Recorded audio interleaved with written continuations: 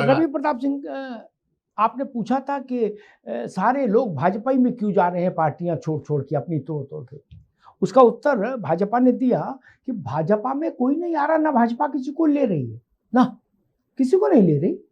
TMC का एक भी विधायक, 60-61 विधायकों ने विद्रोह किया, एक भी विधायक भाजपा में नहीं आया। उन्होंने गुट बनाया, वो लीडर ऑफ अपोजिशन है वहां, गुट। टीएमसी के 20 सांसदों में से एक भी सांसद नितिन नवीन के दस्तखत से भाजपा का मेंबर नहीं बना। नो, भाजपा ने नहीं लिया।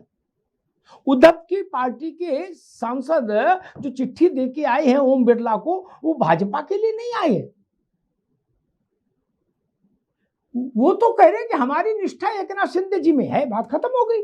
वो भी शिवसेना, ये भी शिवसेना। रवि जी। भाई आप तो बहुत बड़े पत्रकार हैं, बातों को जानते हैं। आप भी अगर कहेंगे कि नहीं ये लोग भाजपा में नहीं जा रहे हैं, 75 रुपए वाली पार्टी में नहीं जा रहे हैं, तो थोड़ी सी हाथ से आपको जरूर, क्योंकि मैं जितना समझता हूँ भगत देश और काल के सामने कोई विषम परिस्थिति, पार्टी के सामने कोई विषम परिस्थिति, युद्ध के समान से अगर कमांडर मार दिया जाता है तो सेनाओं भागते हुए मैंने देखा है। लेकिन यहाँ तो प्रोपेगेंडा भी नहीं चल रहा है। यहाँ तो ये समझिए कि सेनाओं को पता ही नहीं है कि कब उनके नीचे से जमीन खिसक रही है। रवि भाई, कुछ तकनीकी समस्या है, मैं यही सवाल है कि अशोक जी, हाँ अशोक जी के पास आता हूँ। लेकिन मेरी ऐसे सेनाओं से और ऐसे तथाकथित सेनापतियों से कोई राई रत्ती लेश मात्र सहानुभूति नहीं, जिनके नीचे से जमीन खिसक जाए और वो सुर्ती बनाते रहे। क्या उनके तो कान के नीचे दो पहले लगाने चाहिए, जो झुट्टे सेनापति का बिल्ला लगाए घूम रहे हैं और जिनको अकल ही नहीं कि उनके वो पीछे से आके कोई कंटाप मार चला गया और कह रहे हम सेनापति हैं, कर रहे हैं। अशोक की बात तो सही है ना। जो तथाकथित सेनापति हैं और तथाकथित सेनाएं हैं, जिनके नीचे से जमीन खिसक जा रही है, उनको पता ही नहीं, तो उनको सेनापति तो नहीं कहना चाहिए। वो और अपनी पत्नी के पति हो सकते हैं, लेकिन सेना के पति तो नहीं हो सकते। ना सेना होती है ऐसी, कहीं संघर्ष करती नहीं दिखती सेना आपकी। ठंडे ठंडे टूट रहे हैं सब आराम से, स्मूथली। कहां पकड़ धकड़ हो रही, गोली चल रही है, गेस्ट हाउस कांड जैसा कोई सीन तो नहीं हुआ जैसा लखनऊ में किए थे आप लोग एक बार, कि सटासट फायरिंग हो रही, 100-200 राउंड मार बवाल मच रहा। चलो तो सब बिल्कुल कार में आ रहे हैं, ठंडे ठंडे, चिट्ठी इधर उधर हो, बस काम हो रहा है। अशोक जी।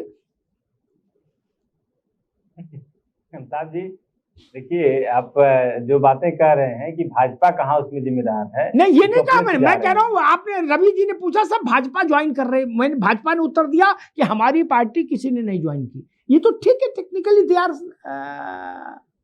करेक्ट। अशोक भाई। हाँ देखिए, ऐसा है कि कोई अगर हाथ में बंदूक लेकर के किसी की हत्या कर दे और कहे जाकर के मैं तो एक निमित्त मात्र हूं, मैंने सिर्फ ट्रिगर दबाया, और दोषी तो पिस्टल है जिसने गोली चलाई उस व्यक्ति के ऊपर, तो दोषी पिस्टल है, मैं दोषी नहीं हूं, मैं तो सिर्फ ट्रिगर दबाया।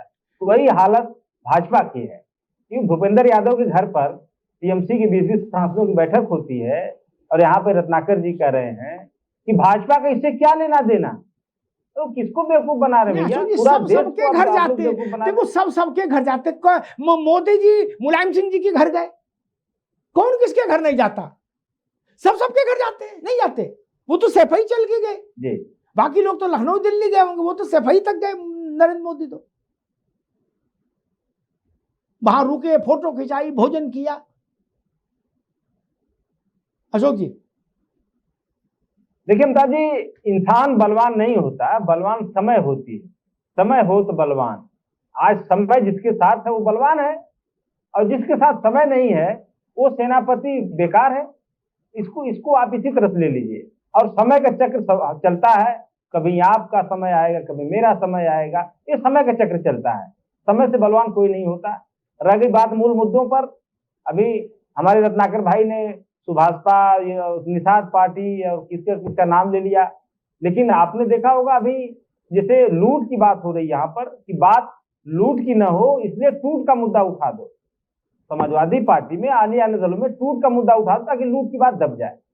तो मैं इसी पे कहना चाहूंगा कि लूट की बात इस तरह से हो रही है कि अभी एक बड़े अखबार ने स्टिंग किया, आपने भी देखा होगा, आपके पास सबसे पहले पहुंचा होगा वो स्टिंग ऑपरेशन दैनिक भास्कर का, जिसमें निषाद पार्टी के, उनके संजय निषाद के साले और सुहेल देव समाज पार्टी के कोई राष्ट्रीय संगठन मंत्री हैं, सालिग यादव जी, और इसी तरह से अपना दल के पदाधिकारी मिर्जापुर के, ये सारे लोग कैमरे में यह कहते हुए पकड़े गए कि फला सीट का 5 करोड़, फला सीट का 8 करोड़, हम अपने नेता से बात कर लिए हैं, हम अपने नेता से बात कर लेंगे, आप इतना पैसा तैयार। इस कदर का लूट मची है कि आप अपने समाज के, ओम प्रकाश राजभर जी अपने राजभर समाज के वोटों को पर सीट के हिसाब से 8 करोड़, 7 करोड़, 10 करोड़ में सौदा करवा रहे हैं, और उसके बाद जो है ये कह रहे हैं कि पीडीए तमाम राजभर समाज के हितों की बात करेंगे। इसी तरह निषाद जी का भी हालत है। तो आप अपने समाज के वोटों को बेच रहे हो और उसके बाद आप अपने समाज के हितैषी बन रहे हो, उसके बाद आप दूसरे दलों में टूट हो रही है। तो आप इस तरह से दोनों काम नहीं कर सकते। ठीक है, लूट आप रहे हो, ठीक है, लूट से ध्यान, मैं आपकी बात से सहमत, मैं आपकी बात से सहमत।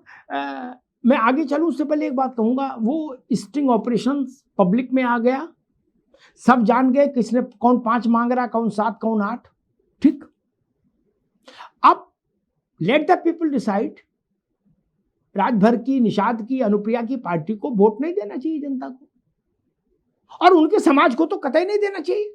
निषाद को, निषाद पार्टी को, राजभरों को, राजभर की पार्टी को, और कुर्मियों को, अनुप्रिया की पार्टी को वोट नहीं देना चाहिए।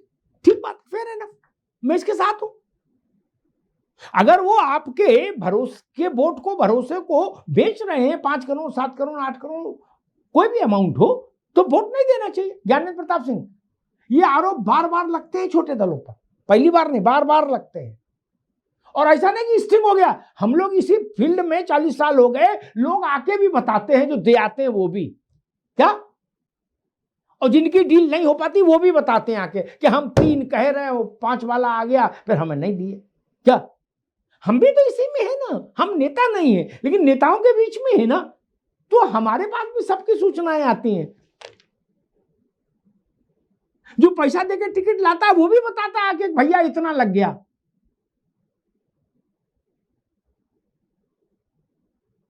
उन्नीस के लोकसभा चुनाव में एक हमारा छोटे भाई जैसा था अशोक जी, क्या वो 20 करोड़ में, जब 20 करोड़ कुर्बान करके आया तो हमको बताया उसने, हमारे ऑफिस आया, बोले भैया 20 लगे लेकिन टिकट हो गई। क्या 20 CR। ज्ञानेंद्र प्रताप सिंह जी, आरोप लगाना तो मान लीजिए अलग बात है। आरोप ऐसा भी ना कहो यार, आरोप नहीं। मैं कहना चाहूंगा, माल पानी तो चल ही रहा है बाबू, तुमको पता नहीं अभी नए हो, माल पानी के बिना कुछ हो रहा है? जुट्टे, माल पानी तो चल ही रहा है। अमिताभ जी, मैं ये नहीं कह रहा हूँ, अमिताभ जी मैं ये नहीं कह रहा हूँ, मेरी पूरी बात सुन रहे हैं। आप बहुत वरिष्ठ हैं, मैं आपका सम्मान करता हूँ और आपका बहुत बड़ा जबरा वाला फैन हूँ। ये बात नहीं, बात मैं पूरी करना चाहता था। एक बात तो ये है कि कहीं न कहीं निश्चित तौर पर ये बात सत्य है, ये मीडिया के द्वारा भी कई बार ये बातें आई हैं, कई बार जो टिकट नहीं पाते उनके द्वारा भी आरोप लगते हैं, और ये आरोप किसी एक दल पर नहीं है, ये आरोप जो अशोक जी कह रहे सपा के, इनके ऊपर भी लगते हैं, भारतीय जनता पार्टी है उनके ऊपर भी लगते हैं, हमारे ऊपर भी लगते हैं, अन्य लोगों के ऊपर भी लगते हैं। हो सकता है इसमें कुछ तथ्य भी हो और पूरी तरह असत्य नहीं कहा जा सकता इस मामले को, लेकिन एक बात वही ये भी सत्य है, एक बात वही ये भी पूर्णतः सत्य है कि गरीबों के कान में पहना जाने वाला सोना जो है वो हमेशा पीतल की तरह बखान किया जाता है, गुणगान किया जाता है। हम लोग छोटे दल हैं, हमेशा छोटे लोगों के बीच में, गरीब, शोषित, पीड़ित, वंचित लोगों के बीच में काम करते हैं, और इन लोगों को सदैव ये रहता है, हम जमीनी नेता है, जमीन पे काम करने वाले लोग हैं।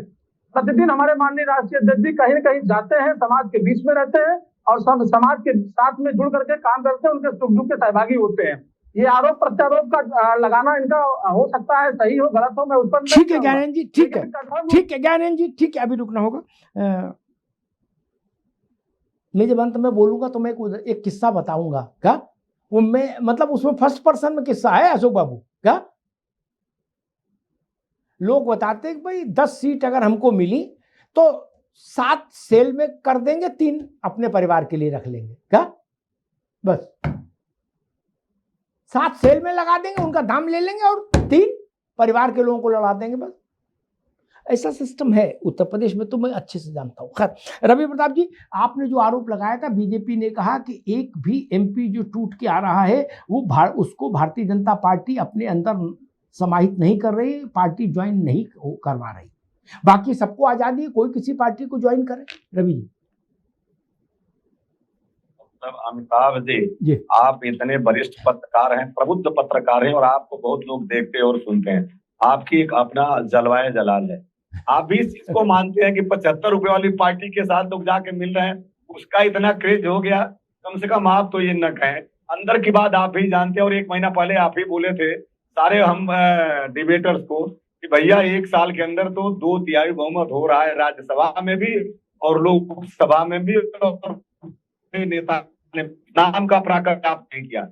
मैं तो सीधा ये कह रहा था कि आज देश में ऐसी कौन सी आपाधापी आई कि भगदड़ मच गया, जैसे कि पानी से जाल निकलता है, मछलियां तड़पती। ऐसा क्या हो गया? या ऐसा कौन सा खुशनुमा बयार चला भाजपा का कि सब लोग मंत्र मुग्ध हो गए, आत्ममुग्ध है? ये बताइए कि क्या तेल की किल्लत खत्म हो गई? डॉलर बाबा क्या 10 रुपए पे आ गए? क्या गैसों की कीमत कम हो गई? क्या युवाओं को रोजगार मिल गया? क्या देश के किसानों को खाद मिल गया? क्या उनका एमएसपी दोगुना हो गया? क्या हमारे कर्जे कम हो गए? अगर कुछ होता, देश में गुलाबी बयार बहती, तो निश्चित रूप से हम इसको स्वागत योग्य कदम है कि भगदड़ मचे भाई अच्छे तरीके से। लोग कहते हैं ना कि आंधी बहती है तो चले जाना चाहिए, बहती गंगा में हाथ धो लेना चाहिए। गंगा में पानी तो सूख रहा है, गंगा बेचारी मैली हो रही है, लेकिन नहाने की होड़ लगी है, ये समझ में नहीं आया। कुंभ होता तो इस बात को हम मान लेते। ठीक है रवि भाई, ठीक है, मैं समय कम है, मैं रत्नाकर सिंह के पास चलूंगा, वो उत्तर देंगे कि क्यों भाग रहे। लेकिन इसी देश में ऐसा भी हुआ कि कृष्ण बांसुरी बजाते थे तो गोपी या गोपियां, ग्वाले और गायें तीनों भागे चले आते थे, ये भी हुआ। और दूसरी बात जो रवि प्रताप जी कह रहे हैं, ये राजनीति है मित्र, ना आप साधु हो ना ये साधु हैं। क्या? नहीं तो ये ऋषिकेश में चंडी मंदिर के पास धुनी नहीं रमाए होते। ये सियासत है, आप असफल हो, ये सफल है, ये मानो ना। कहानी कविता से सियासत थोड़ी नहीं चलती है। वो करंट पैदा कर रहे हैं तो आनंद ले रहे हैं, आपके पास करंट नहीं है तो आप आनंद नहीं लोगे, आप केवल प्रेस कॉन्फ्रेंस कर सकते हो। हिंदी में समझो रवि भाई, जीते नहीं तो सब बेकार। क्या? एक लाइन में संसदीय लोकतंत्र का सार है। कांग्रेस पार्टी को तो महीनों बिना खाना खाए चिंता और चिंतन में बैठना चाहिए था कि उत्तर प्रदेश जो मोतीलाल नेहरू जहां रहे, जवाहरलाल नेहरू जहां से चुनाव लड़े, इंदिरा गांधी लड़ी, राजीव गांधी लड़े, सोनिया जी लड़े, उस उत्तर प्रदेश की विधानसभा में अनुप्रिया पटेल की पार्टी से छोटी पार्टी है कांग्रेस। बताइए, आपको तो बड़ी बड़ी बातें सोचनी नहीं चाहिए, पहले फोड़े का तो इलाज करो यार, कि ये दिन आ गए अनुभव के अपना दल आपसे बड़ी पार्टी है, ओम प्रकाश राजभर की पार्टी आपसे बड़ी पार्टी है विधानसभा में। बताइए, ये मोतीलाल नेहरू, जवाहरलाल नेहरू, इंदिरा गांधी क्या लीगेसी थी यार, कहां लाके छोड़ दिया। इतनी बुरी तरीके से तो चरण सिंह की लीगेसी भी नहीं गिरी। इसलिए बड़ी बात कहने के लिए भी कुछ तो कद चाहिए भाई। अब संजय निषाद कहने लगे कि नहीं, मैं सोच रहा हूं कि मैं मुख्यमंत्री आपकी निषाद पार्टी की सरकार बनाऊंगा, तो लोग हंसेंगे। बात कहने के लिए भी तो तथा चाहिए, तब ना कथा होगी। तथा की समस्या है, बिना तथा कथा नहीं होती। अशोक भाई आप इस बात से सहमत होंगे। मुलायम सिंह, मालूम कब मुलायम सिंह हुए? नेता तो वो तब से थे जब जन इंटर कॉलेज में भर्ती हुए थे करेल, तब से। लेकिन नेता उनको लोग नहीं मानते थे, लोग तब माने जब चरण सिंह उनको विधान परिषद का नेता विरोधी दल बना दिए, तब ढापा बना उनका। इसलिए तथा जरूरी है, उसके बिना कथा संभव नहीं। रत्नाकर सिंह, कांग्रेस पूछ रही है कि कौन सी ऐसी खुशनुमा मौसम हो गया, कौन सी ऐसी बयार बह चली है कि सारे लोग उधर ही भाग रहे हैं। क्या देश की समस्याएं समाप्त हो गई? आपने कौन सा जालवट्टा फैलाया? कांग्रेस ऐसा मेरे ख्याल से कहना चाह रही है जिसमें सारे लोग सम्मोहित होके जैसे कृष्ण बांसुरी बजा रहे हो, सारी गोपियां, ग्वाले और गायें भागी चली आ रही हो वृंदावन की। उसमें आपने पूरे देश की राजनीति को वृंदावन बना दिया और खुद को बांसुरी बजाने वाला मुरलीधर। अमिताभ जी देखिए, बांसुरी बजाने का काम जो है वो भारतीय जनता पार्टी नहीं, इन्हीं के क्षेत्रीय दल के लोग और इन्हीं के नेता कर रहे हैं, जिसकी वजह से भगदड़ मच जाती है। अब बताइए, राहुल गांधी ही ने ममता बनर्जी के खिलाफ क्या चुनाव के पहले किया था, कहा था, क्या कहा था? तो अगर वो बातें अगर टीएमसी के सांसद एक्सेप्ट कर लेते हैं, मान लेते हैं, तो निश्चित रूप से भगदड़ जो है लाजमी है।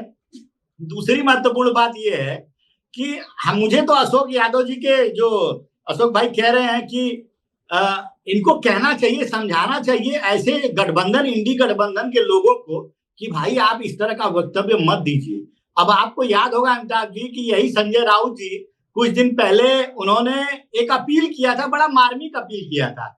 उन्होंने कहा कि अब समय आ गया है कि क्षेत्रीय दलों को कांग्रेस जैसी पार्टियों में विलय करने के लिए सोचना चाहिए।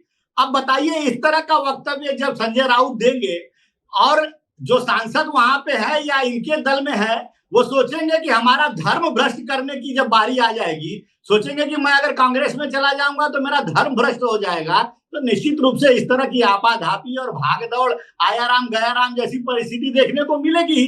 तो बांसुरी ये लोग बजाते हैं, संजय राउत जैसे, राहुल गांधी जैसे, ये एक दूसरे के खिलाफ इस तरह का बांसुरी बजाते हैं कि इनके दल की ही स्थिति जो है, परिस्थिति बदल जाती है। अब ये बताइए, आज ये दूसरी बात मैं कहना चाहूंगा, ये दावा कर रहे थे अभी कि हम बहुत मजबूत है, समाजवादी पार्टी बहुत मजबूत है। अब 2024 का जो राज्यसभा का चुनाव हुआ था अमिताभ जी, उसमें इन्होंने व्हिप भी जारी किया था, और व्हिप जारी किया था उसके बाद भी इनके कुछ विधायक जो है उसके खिलाफ जाकर क्रॉस वोटिंग किया इन्होंने।